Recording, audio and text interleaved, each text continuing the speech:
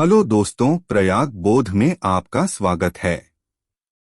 दोस्तों, हम लोग भारत के प्रथम प्रधानमंत्री पंडित जवाहरलाल नेहरू के द्वारा लिखित पुस्तक भारत की खोज का संक्षिप्त रूप को आपके सामने ला रहे हैं। आज का शीर्षक है विदेशों पर भारतीय कला का प्रभाव। भारतीय सभ्यता ने विशेष रूप से दक्षिण पूर्वी एशिया के देशों में अपनी जड़ें जमाईं। इस बात का प्रमाण आज वहां सब जगह मिलता है। चंपा, अंगकोर, श्रीविजय, भज्जाफित और दूसरे स्थानों पर संस्कृत के बड़े बड़े अध्ययन केंद्र थे। वहां जिन राज्यों का उदय हुआ उनके शासकों के नाम विशुद्ध भारतीय और संस्कृत नाम हैं। इसका अर्थ यह नहीं है कि वे विशुद्ध भारतीय थे, पर इसका अर्थ यह अवश्य है कि उनका भारतीयकरण किया गया था। राजकीय समारोह भारतीय ढंग से संस्कृत में संपन्न किए जाते थे। राज्य के सभी कर्मचारियों के पास संस्कृत की प्राचीन पदवियां थीं और इनमें से कुछ पदवियां और पदनाम न केवल थाईलैंड में बल्कि मलाया की मुस्लिम रियासतों में भी अभी तक चले आ रहे हैं। इंडोनेशिया के इन स्थानों के प्राचीन साहित्य भारतीय पुराकथाओं और गाथाओं से भरे हुए हैं। जावा और बाली के मशहूर नृत्य भारत से लिए गए हैं। बाली के छोटे से टापू ने अपनी भारतीय संस्कृति को अभी तक बहुत सीमा तक कायम रखा है, यहाँ तक कि हिंदू धर्म भी वहाँ चला आ रहा है। फिलीपीन द्वीपों में लेखन कला भारत से ही गई है। कंबोडिया में वर्णमाला दक्षिण भारत से ली गई है और बहुत से संस्कृत शब्दों को थोड़े से हेरफेर के साथ ले लिया गया है। दीवानी और फौजदारी के कानून भारत के प्राचीन स्मृतिकार मनु के कानूनों के आधार पर बनाए गए हैं और इन्हें बौद्ध प्रभाव के कारण कुछ परिवर्तनों के साथ संहिताबद्ध करके कंबोडिया की आधुनिक कानून व्यवस्था में ले लिया गया है। लेकिन भारतीय प्रभाव सबसे अधिक प्रकट रूप से प्राचीन भारतीय बस्तियों की भव्य कला और वास्तुकला में दिखाई पड़ता है। इस प्रभाव से अंगकोर और बोरोबुदुर की इमारतें और अद्भुत मंदिर तैयार हुए। जावा में बोरोबुदुर में बुद्ध की जीवन कथा पत्थरों में उत्कीर्ण है। दूसरे स्थानों पर नक्काशी करके विष्णु, राम और कृष्ण की कथाएं अंकित की गई हैं। अंगकोरवट के विशाल मंदिर के चारों तरफ विशाल खंडहरों का विस्तृत क्षेत्र है। उसमें बनावटी झीलें, पोखरें और नहरें हैं जिनके ऊपर पुल बने हैं। और एक बहुत बड़ा फाटक है जिस पर एक वृद्धाकार सिर पत्थर में खुदा है।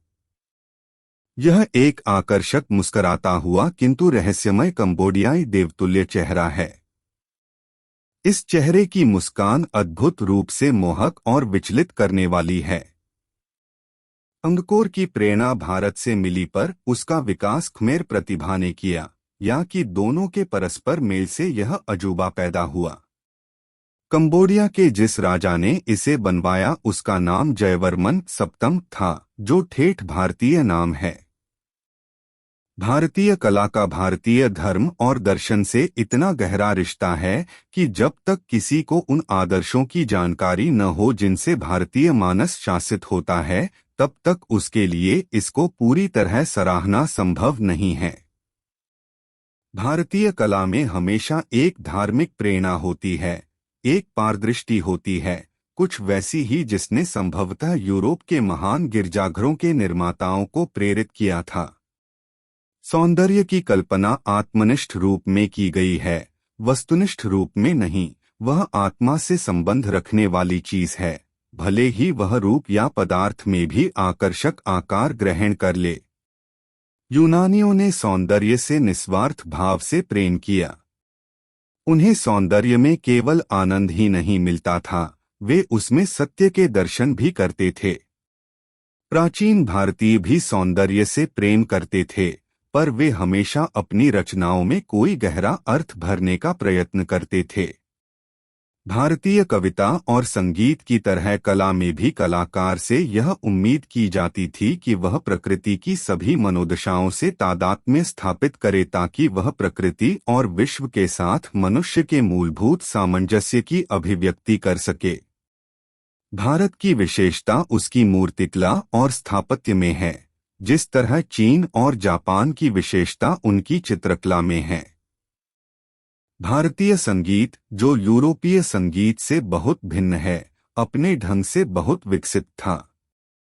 इस दृष्टि से भारत का बहुत विशिष्ट स्थान है और संगीत के क्षेत्र में चीन और सुदूर पूर्व के अलावा उसने एशियाई संगीत को बहुत दूर तक प्रभावित किया था।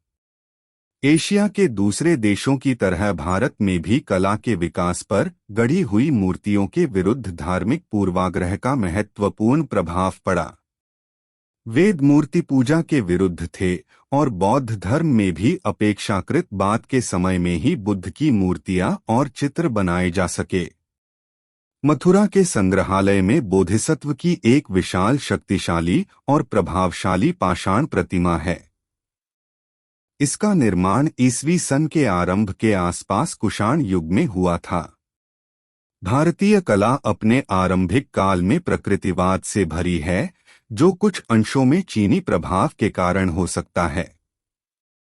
भारतीय कला के इतिहास की विभिन्न अवस्थाओं पर चीनी प्रभाव दिखाई पड़ता है। 4वीं से 6वीं शताब्दी ईस्वी में गुप्तकाल के दौरान, जिसे भारत का स्वर्ण युग कहा जाता है, अजंता की गुफाएं खोदी गईं और उनमें भित्ति चित्र बनाए गए। बाघ और बादामी की गुफाएं भी इसी काल की हैं। अजंता हमें किसी स्वप्न की तरह दूर किंतु असल में एकदम वास्तविक दुनिया में ले जाती है। इन भित्ति चित्रों को बौद्ध भिक्षुओं ने बनाया था।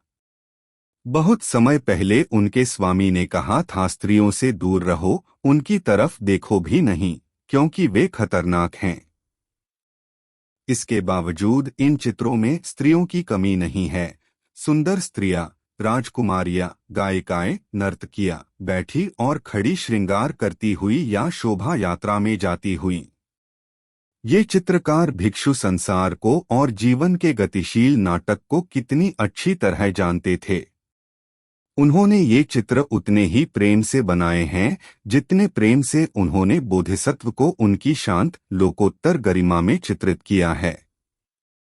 7वीं-8वीं शताब्दियों में ठोस चट्टान को काटकर एलोरा की विशाल गुफाएं तैयार हुईं, जिनके बीच में कैलाश का विशाल मंदिर है। यह अनुमान करना कठिन है कि इंसान ने इसकी कल्पना कैसे की होगी या कल्पना करने के बाद अपनी कल्पना को रूपाकार कैसे दिया होगा। एलिफेंटा की गुफाएं भी इसी समय की हैं, जहां प्रभावशाली और रहस्यमयी त्रिमूर्ति बनी है। दक्षिण भारत में महाबलीपुरम की इमारतों का निर्माण भी इसी समय हुआ था। एलिफेंटा की गुफाओं में नटराज शिव की एक खंडित मूर्ति है, जिसमें नृत्य की मुद्रा में है। हैवेल का कहना है कि इस क्षत-विक्षत अवस्था मूर्त रूप है और इसकी कल्पना अत्यंत शिव में भी यह मूर्ति भीमाकार शक्ति का विशाल है। ब्रिटिश संग्रहालय में विश्व का सृजन और नाश करते हुए नटराज शिव की एक और मूर्ति है। एप्स्टीन ने लिखा है कि उनकी विशाल लयात्मकता काल के विराट युगों का आह्वान करती है। जावा में बोरीबुदुर से बोधिसत्व का एक सिर कोपेनहेगन के ग्लिप्टोटेक ले जाया गया है। रूपगत सौंदर्य की दृष्टि से तो यह सिर सुंदर है ही, इसमें कुछ और गहरी बात है जो बोधिसत्व की शुद्ध आत्मा को इस तरह उद्घाटित करती है, जैसे दर्पण में प्रतिबिंब वह एक ऐसा चेहरा है जिसमें समुद्र की गहराइयों की प्रशांति, निर्भर नीले आकाश की स्वच्छता और इंसानी पहुंच से परे का परम सौंदर्य मूर्तिमान हुआ है। दोस्तों, यह वीडियो आपको कैसा लगा, यह आप हमें अपनी प्रतिक्रिया के माध्यम से जरूर बताएं। इसी प्रकार की अन्य वीडियो के लिए आप हमारे इस चैनल को सब्सक्राइब करें। धन्यवाद।